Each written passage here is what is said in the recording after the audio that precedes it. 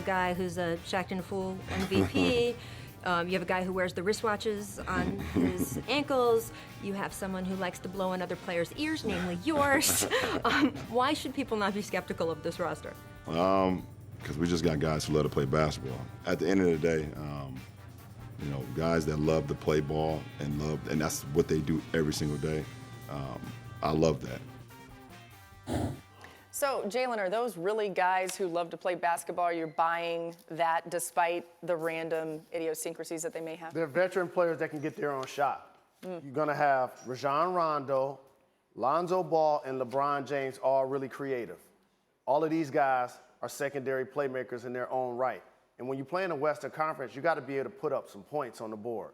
And also, these veteran guys have dealt with turbulence in their careers, which now allows you to be a seasoned veteran when you're talking to the young players about what to do and what not to do as it relates to being a professional. And here's another example. I'm going to say this in duck because Jalen gets mad when I say it, but where the Warriors are ruining basketball. Because the conversation now is about, well, they're not.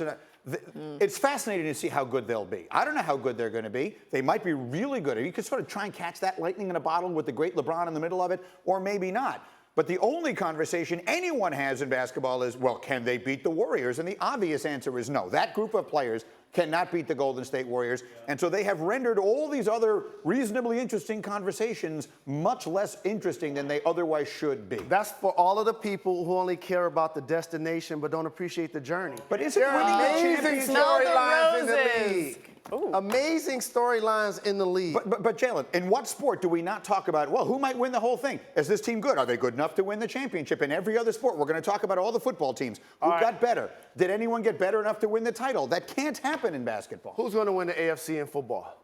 I don't know. I don't think it's going to be New England. If you're telling me it's I know that look on your face. You're saying that because you're telling me, and it's not, I'm telling you right now it's not going to be New England. It's the same thing with the Western Conference. We don't know who's going to win the East.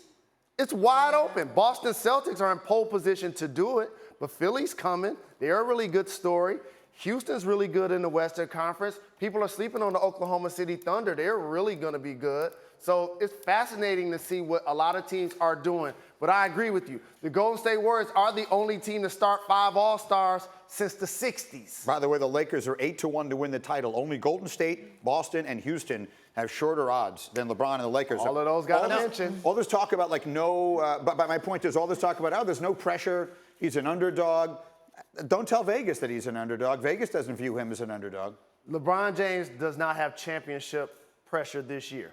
In 2019, they'll add an all-star caliber player. Then they become a contender. So 2019 is when we should really pay Yes. attention, right? Okay. We'll tune in for that.